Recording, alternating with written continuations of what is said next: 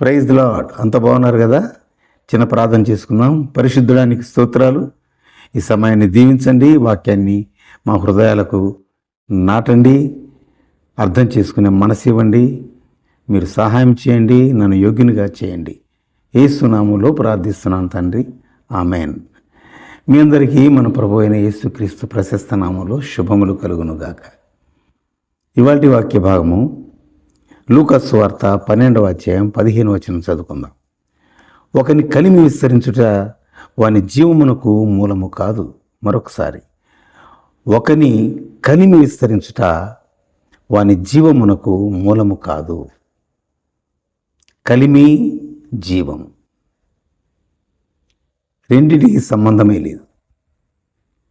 కలిమి ధనమైతే జీవము దేవుడు, ధనము దైవము.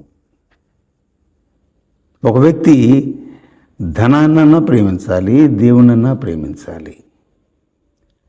ధనము దైవము రెండిట్లో అతను ఇంకలేడు, ఇమడలేడు. కనుక ఈ లోకంలో అనేక మంది తమ యొక్క కలిగినటువంటి ఆస్తిపాస్తులను బట్టి అది ఆ దేవుని ఆశీర్వాదం అని భావిస్తున్నారు.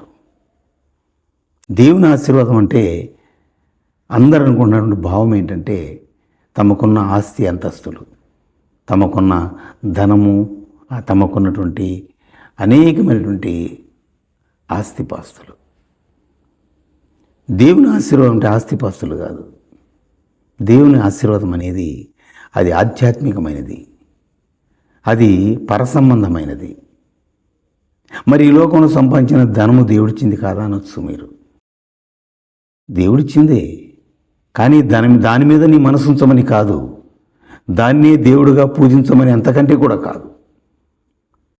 ఎందుకంటే ఆపత్కాలంలో ఆస్తి అక్కరకు రాదు. కారణం, ఆపత్కాలంలో నమ్ముకొనదగిన సహాయకుడు మనము నమ్ముకున్న దేవుడు మాత్రమే. ఆయన ద్వారా మాత్రమే మనం ఈ లోకంలో క్షేమంగా ఉండగలం.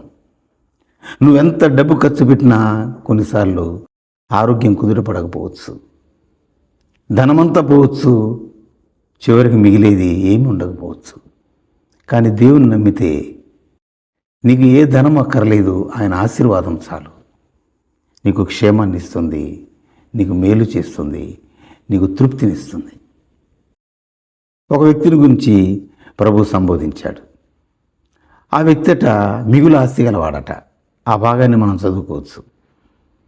అతను ఏమనుకుంటున్నాడు, ఈ జీవితంలో నేను ఆనందంగా ఉండాలంటే నాకు కలిమి కావాలి.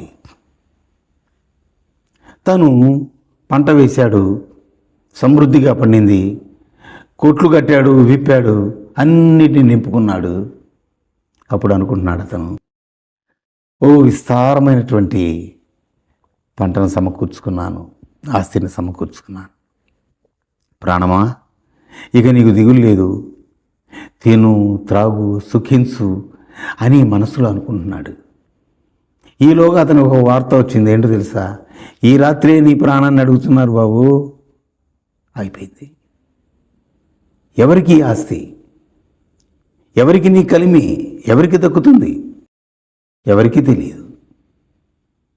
కానీ ఇక్కడ ప్రభు అంటున్నాడు, ఒకడు ఈ లోకమంతా సంపాదించుకొని తన ప్రాణాన్ని పోగొట్టుకుంటే వానికి ఉపయోగం ఏంటి? కనుక ఈ లోకంలో ప్రాణము కంటే విలువైంది ఏదైనా ఉందంటే అది దేవుడు మాత్రమే. ఎందుకంటే ఆయన చేతిలో మన ప్రాణము, మన సకల విధమైనటువంటి జీవితము ఆధారపడి ఉంది. కాబట్టి మనకు ముఖ్యము దేవుడే. యేసయ్య కదా తన ప్రాణం పెట్టి మన ప్రాణాలు దక్కించాడు. మనం ఈరోజు క్షేమంగా ఉన్నామంటే ఆయన మనకు ప్రాణం పెట్టి మనకు క్షేమం ఇచ్చాడు. ఆయన అనేకమైనటువంటి నిర్దోషి ఉండి దెబ్బలు తిని ఆ దెబ్బల చేత, ఆ గాయముల చేత మనకు స్వస్థత కలిగిస్తున్నాడు. ఇది మనం మర్చిపోకూడదు. కనుక కలిమిని చూచి నువ్వు ఇది ఆశీర్వాదం అని భ్రమించవద్దు. ధనమును చూచి ఇదే నా దైవమని భావించవద్దు. ప్రభు ఏమన్నాడంటే, సూది బెజ్జములో ఒంటె దూరట సులభం, కానీ ధనవంతుడు మాత్రం పరలోక రాజ్యంలో చేరడం దుర్లభము అన్నాడు. ఎంత కఠినంగా ఉందో చూడండి ఈ మాట. ఇది వాస్తవం. నీ ధనం ఎక్కడ ఉంటుంది, నీ మనసు అక్కడ ఉంటుంది. కాబట్టి దేవుని మీద మనసు పెట్టలేరు ఎవరు. కాబట్టి ధనం మీద మనసు తీసి ధనమును కంటే కూడా దేవుని ప్రేమించడం నేర్చుకుంటే ఆయన మనకు సమస్తమైనటువంటి మేలులు ఇస్తాడు, ఆరోగ్యం ఇస్తాడు, ఆయుష్నిస్తాడు, మేలు చేస్తాడు. కాబట్టి నీ మనసంతా ఆయన మీద పెట్టుకుంటే నీకు శాంతిని, సమాధానాన్ని అనుగ్రహిస్తాడు. సింహపు పిల్లలు ఏమి గలవో ఆకలిగా ఉంటాయి, కానీ ఆయన ఆశ్రయించు వారికి ఏ మేలు కొదవై ఉండదన్నాడు.